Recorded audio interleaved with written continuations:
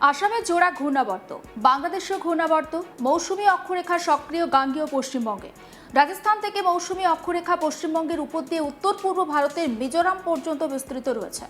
দক্ষিণবঙ্গে মূলত আংশিক মেঘলা আকাশ। মঙ্গলবার 14 জুলাই পর্যন্ত কয়েকটি জেলায় ভারী বৃষ্টির সতর্কতা।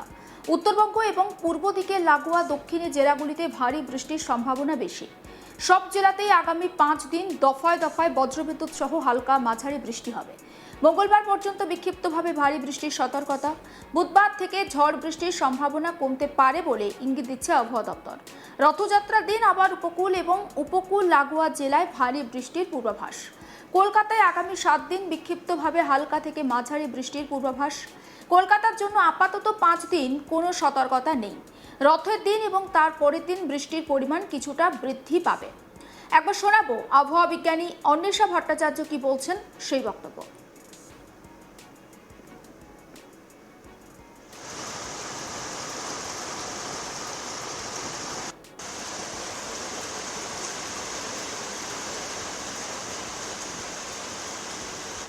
কেমন থাকবে আগামী 5 দিনের আবহাওয়া?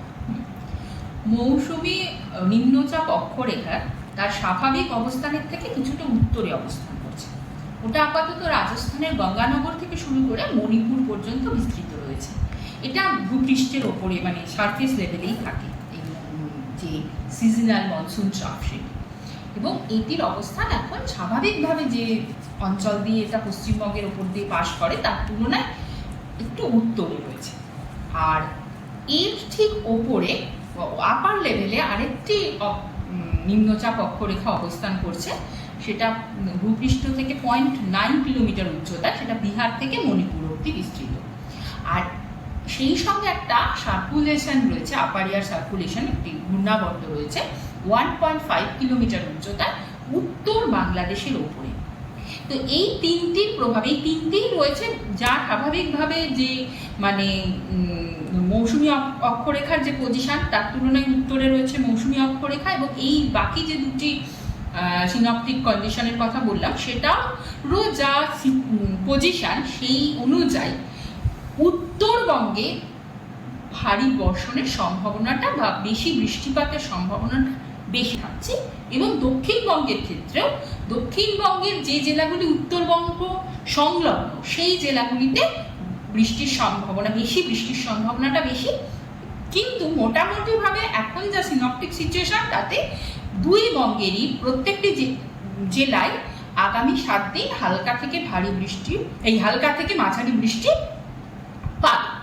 হালকা থেকে মাঝারি বৃষ্টি মোটামুটিভাবে উত্তর দক্ষিণবঙ্গের ক্ষেত্রে আগামী 3 দিন মোটামুটিভাবে সমস্ত জেলাতে সর্বত্রই হবে ওয়াইড স্প্রেড বৃষ্টি আগামী 3 দিন। দক্ষিণবঙ্গের ক্ষেত্রেও হবে, উত্তরবঙ্গের ক্ষেত্রেও হবে হালকা থেকে মাঝারি। আর তারপরে দক্ষিণবঙ্গের ক্ষেত্রে তার পরবর্তী 2 দিনে আবার ফেয়ারলি ওয়াইড স্প্রেড হয়ে আবার পরের 2 দিনে আবার ওয়াইড স্প্রেড বৃষ্টির সম্ভাবনা। উত্তরবঙ্গের ক্ষেত্রে আপাতত প্রথম 4 দিনই ওয়াইড স্প্রেড হালকা থেকে মাঝারি বৃষ্টির সম্ভাবনা থাকছে, তারপরে পরবর্তী 3 দিনে ফেয়ারলি ওয়াইড স্প্রেড বৃষ্টির সম্ভাবনা থাকছে। এবার আসছি উত্তরবঙ্গে কোন কোন জেলায় ভারী বৃষ্টির সম্ভাবনা রয়েছে আগামী কয়েকদিনে। প্রথমেই বলে রাখি, ভারী বৃষ্টির বা অতি ভারী বৃষ্টির যা সম্ভাবনা সবই হচ্ছে আইসোলেটেড ভাবে 1-2 জায়গায়। প্রত্যেকটি জেলায় যা নাম বলবো সবই হচ্ছে 1-2 জায়গায়। উত্তরবঙ্গে যে যা সিনপটিক সিচুয়েশন এই মুহূর্তে রয়েছে আজ এবং কাল, তার ফলে উত্তরবঙ্গ সংলগ্ন জেলাগুলিতে ভারী বৃষ্টির সম্ভাবনা বেশি থাকছে। যেটা আজকে মানে 11 জুলাই যে জেলাগুলিতে ভারী বৃষ্টির সম্ভাবনা বীরভূম, মুর্শিদাবাদ এবং পূর্ব বর্ধমান। আগামীকাল 12 জুলাই ভারী বৃষ্টির সম্ভাবনা মুর্শিদাবাদ এবং নদিয়া জেলাতে। 13 জুলাই ভারী বৃষ্টির সম্ভাবনা, একটু সিনপটিক সিচুয়েশনটা চেঞ্জ হচ্ছে, তার জন্য 13 জুলাই ভারী বৃষ্টির সম্ভাবনাটা পশ্চিমের জেলাগুলিতে বাড়ছে, মানে পুরুলিয়া, ইস্ট ওয়েস্ট বর্ধমান, বীরভূম, বাঁকুড়া এবং ওয়েস্ট বর্ধমান জেলা। তারপর দক্ষিণবঙ্গে পরবর্তী 2 দিনে আবার ভারী বৃষ্টির সম্ভাবনা থাকছে না, কিন্তু হালকা থেকে মাঝারি বৃষ্টির সম্ভাবনা থাকছে, প্রত্যেকটি জেলাতেই থাকছে এবং মোটামুটি বিস্তারটাও ভালো থাকছে। 16 তারিখ যেদিন রথযাত্রা আছে ওই দিনকে সিনপটিক সিচুয়েশন যা দাঁড়াবে তাতে কোস্টাল ডিস্ট্রিক্ট ডিস্ট্রিক্টগুলোতে আবার ভারী বৃষ্টির সম্ভাবনা তৈরি হচ্ছে, মানে ইস্ট ওয়েস্ট মিদনাপুর, সাউথ চব্বিশ পরগনা, নর্থ চব্বিশ পরগনা, হাওড়া এই জেলাগুলিতে ভারী বৃষ্টির সম্ভাবনা থাকছে। এবং 17 তারিখে ভারী বৃষ্টির সম্ভাবনা থাকছে ওই একই কোস্টাল ডিস্ট্রিক্টগুলোতে, সাউথ চব্বিশ পরগনা, ইস্ট ওয়েস্ট মিদনাপুর, ঝাড়গ্রাম, বাঁকুড়া ইত্যাদি জেলা, এই জেলাগুলিতে ভারী বৃষ্টির সম্ভাবনা থাকছে। কলকাতা ও তার পার্শ্ববর্তী অঞ্চলে আগামী 7 দিনই মেঘলা আকাশ থাকবে, সাধারণত মেঘলা আকাশ, এবং হালকা থেকে মাঝারি বৃষ্টির সম্ভাবনা প্রত্যেক দিনই থাকছে, 1-2 পশলা করে বৃষ্টির সম্ভাবনা প্রত্যেক দিনই থাকছে। আর মোটামুটি কলকাতায় বৃষ্টি বাড়ার এর মধ্যে 16 তারিখ বা তার আগে? না, কলকাতায় মোটামুটি এখন যেরকম আজকে যেরকম দেখছেন যে 1-2 পশলা বৃষ্টির সম্ভাবনা হালকা থেকে মাঝারি এইরকমই মোটামুটি আপাতত চলবে। 16 তারিখে 16 তারিখে একটু বৃষ্টিটা বাড়ার সম্ভাবনা, কিন্তু মানে সেটাও ভারী বৃষ্টি না।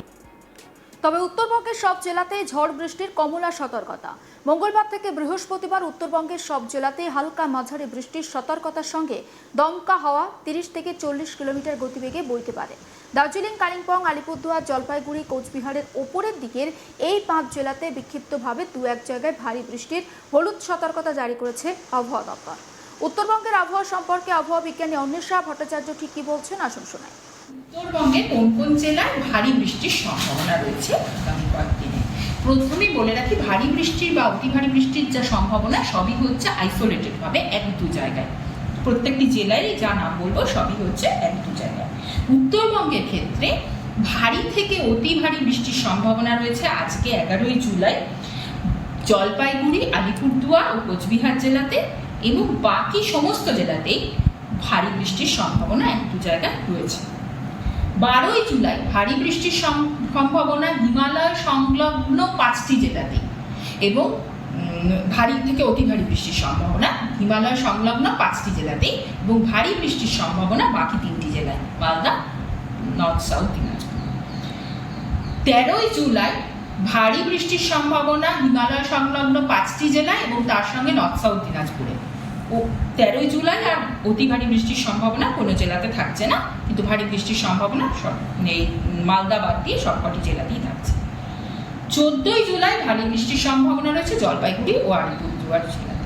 তারপর উত্তরবঙ্গে আর ভারী বৃষ্টির সম্ভাবনা পরবর্তী 2 দিনে থাকছে না। আবার 17ই জুলাই গিয়ে ভারী বৃষ্টির সম্ভাবনা মূলত থাকছে কালিম্পংয়ে, এবং কালিম্পংয়ের ঠিক নিচেই আলিপুরদুয়ার জেলাতেও সেই জন্য কিছুটা ভারী বৃষ্টির সম্ভাবনা থাকছে।